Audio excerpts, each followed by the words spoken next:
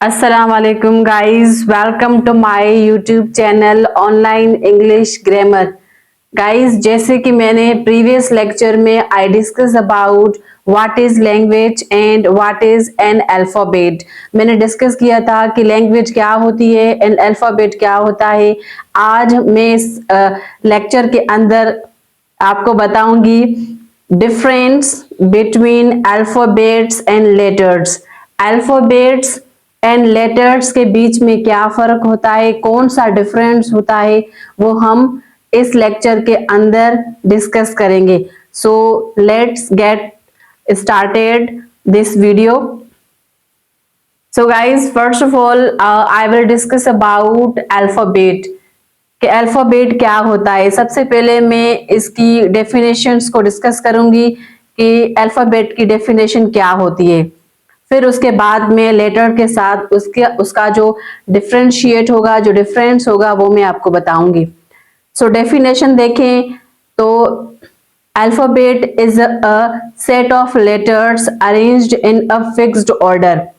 Alphabet जो होता है वो एक सेट ऑफ लेटर्स होता है, या हम यूं कहें कि ग्रुप ऑफ लेटर्स। जब सेट ऑफ लेटर्स या फिर ग्रुप ऑफ लेटर्स जब वो अरेंज हो एक फिक्स्ड ऑर्डर में, एक फिक्स्ड पैटर्न में, तब हम उसको अल्फाबेट कहेंगे। सो हम अल्फाबेट यूं कह सकते हैं सिंपली कि alphabet is a set of letters जो कि अरेंज हो एक फिक्स्ड ऑर्डर में। फॉर एग्जाम्पल हम अल्फाबेट का देखें, अल्फाबेट का जो एग्जाम्पल्स होते हैं, जैसे कि हम इंग्लिश के अंदर 26 अल्फाबेट्स होते हैं। वो अल्फाबेट्स 26 क्या होते हैं? वो एक सेट ऑफ लेटर्स होते हैं, ग्रुप ऑफ लेटर्स होते हैं।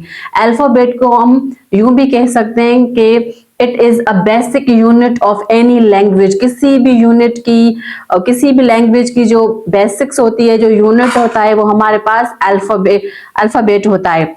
जैसे कि हमारे पास ए से लेकर जेड तक जो भी हमारे पास 26 अल्फाबेट्स या 26 जो हमारे पास लेटर्स होते हैं इंग्लिश के अंदर, वो एक क्या होते हैं?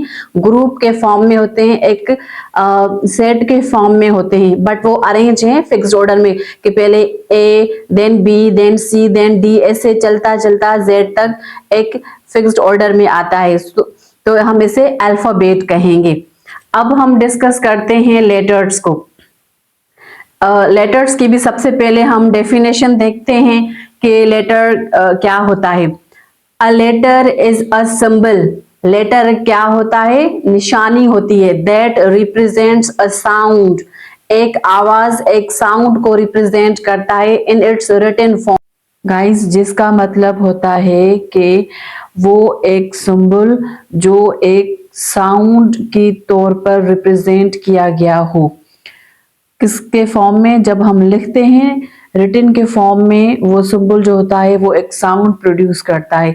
फॉर एग्जांपल मैं कोई भी अल्फाबेट में से एक लेटर लेती हूँ। फॉर एग्जांपल हमारे पास ये एक लेटर है, बट ये एक अल्फाबेट का ही हिस्सा है, क्योंकि हमने पढ़ा था कि अल्फाबेट जो होता है कलेक्शन ऑफ लेटर्स होता है।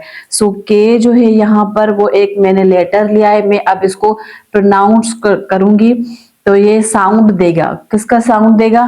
के का साउंड देगा, के।